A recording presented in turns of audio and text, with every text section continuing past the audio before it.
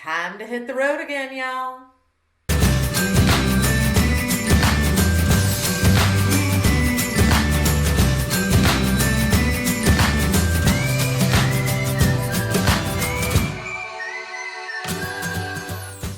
It had been a minute since me and the Whiskey Dog had hit the road in Lucille, so it was time for us to get back out there. We headed west, got family to see, got national parks to visit, some harvest host stays.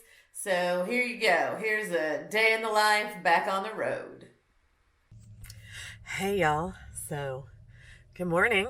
We're doing a real day in the life. If you're going to do day in the life, you got to start in the morning. It is 7:46 a.m. on Sunday, and I have just woken up at a Harvest Host location in Albuquerque, New Mexico. So this is the most crowded Harvest Host location I've ever been to. There were 11 of us at one point last night. 3 Travatos, a coachman representing all the Class Bs, and then a bunch of travel trailers. Oh, there was also a Mercedes Sprinter that I think was a custom, but I didn't get a chance to talk to them. So anyway, one of the Travatos was brand new, lovely couple that had flown to South Carolina from California to pick it up, and we're driving it back, and they were just awesome. I'm so bad with names, y'all. Jim Carrey can't be right. Anyway, we talked like, van gear and stuff like that. I should do a video on because the things that we really talked about was like a lot of temperature control stuff. Like they're really interested in my van made shades, in the cab curtain. Anyway, so it was lovely, great. Just hung out here. And now I'm headed today to Petrified Forest National Park.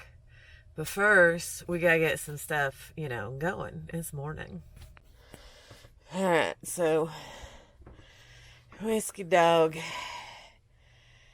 gets up in the morning, and as soon as I get out of bed, he immediately starts bugging me to get into bed. So he's in there. I'm gonna brush my teeth in the kitchen sink. That's where I do everything. I don't use my bathroom sink right now. And then we're going to try to get up out of here. All right. Teeth are brushed. Clothes are on. It's time to wake up the Whiskey Dog. So, usually I open the blinds for him. So here's our abode last night.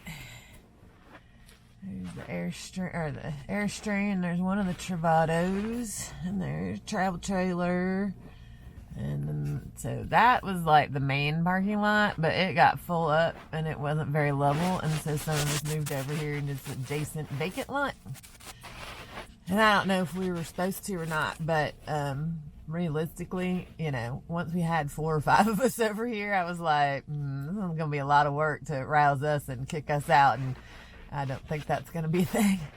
So, anyway, that was my crazy harvest toast last night. All right, Whiskey Dog. Come on, bud. Time to get up.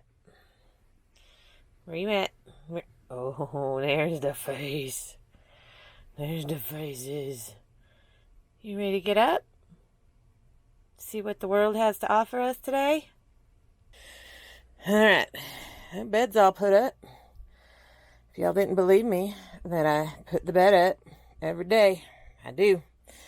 And we're getting locked down. So normally, of course, I would be taking this guy out to do business. He's a little confused right now. We're not going to go out and do business here in this parking lot because of the cockleburrs. Yeah, so some people call these cockleburrs, some people call them burrs, some people call them stickers, but this is what we're dealing with. And they are all over the ground out here. So we're just going to get up out of here and go to a park with grass, and that's where we're going to do Whiskey Dog stuff. All right, we are ready to go. Bud, you get in your seat? Come on, let's get in your seat. Good boy. All the way. You gonna drive? I don't know. I've seen you drive. Maybe you get in your seat. Go ahead. Good boy. Get the rummy shade down. Oh, my coachman's still here.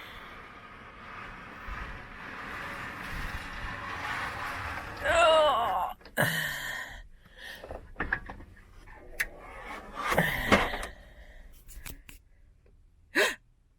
Holy cow! Look at that, Buck! Look at the hot air balloons!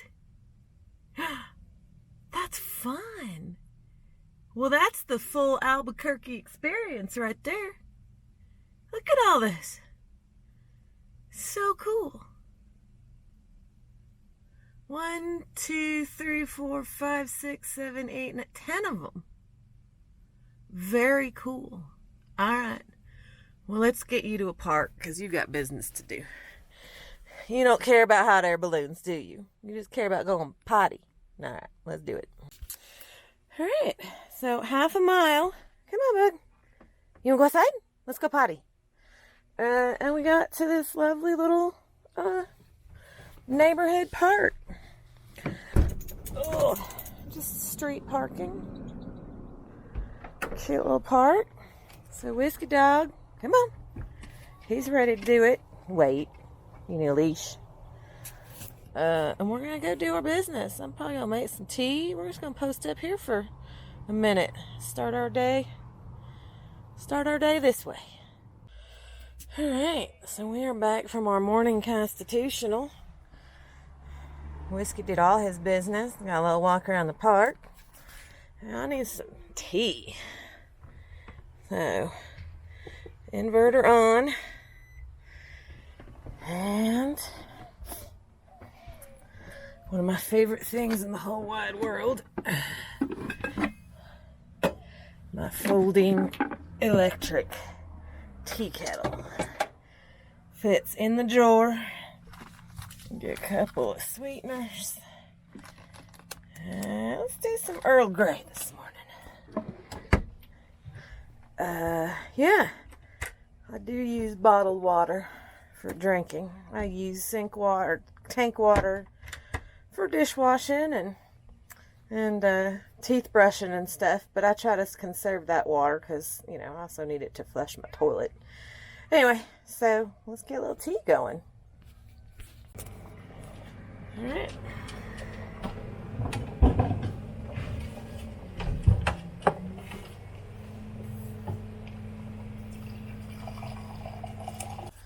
All right, inverter back off. Now we got our little breakfast, little tea. We're just gonna sit here and have that. Good morning. All right, had breakfast, had my tea. Whiskey Dog's already taken a nap. We are leaving this lovely park and leaving Albuquerque and headed to our first stop of the day, which shockingly is going to be a Walmart. All right, Walmart, Gallup, New Mexico. Check. Got the things I needed from the Wally. Unfortunately, this Wally doesn't have a gas station, so I got to go get gas. But while we're here, can we just speak for the briefest moment about shopping carts?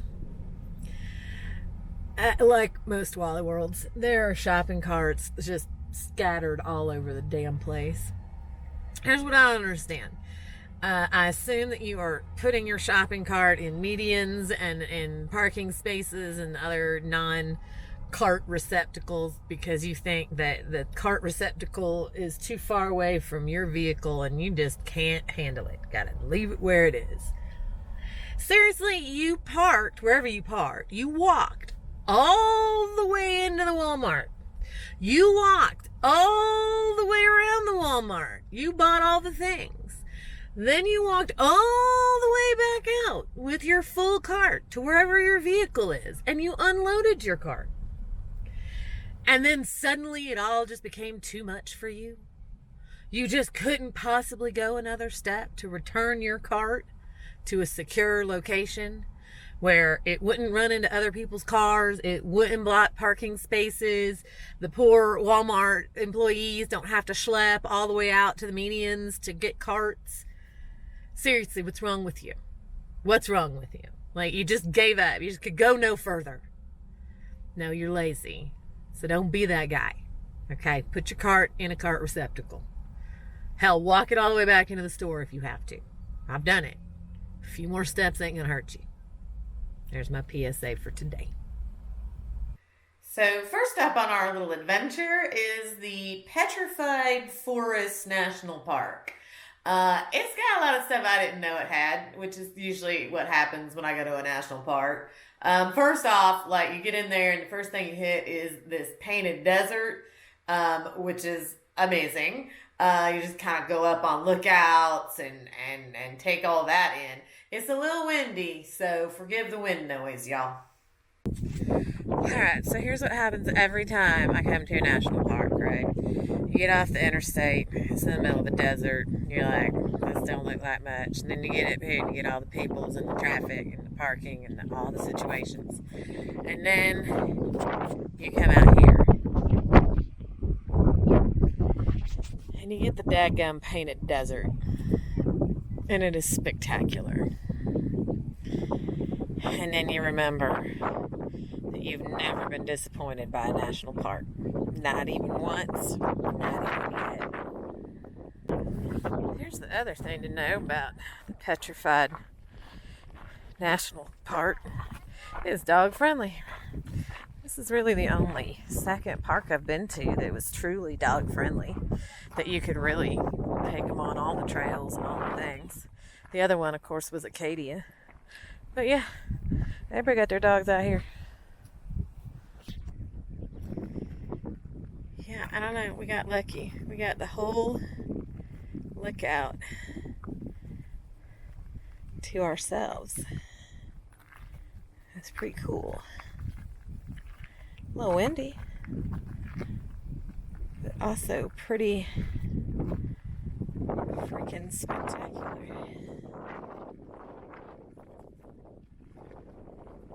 So yeah, it just kept getting windier, so I'm gonna spare y'all the rest of that wind noise. But taking Whiskey Dog on the Blue Mesa hike, look at his little ears just flopping like the flying nun, just cracked me up.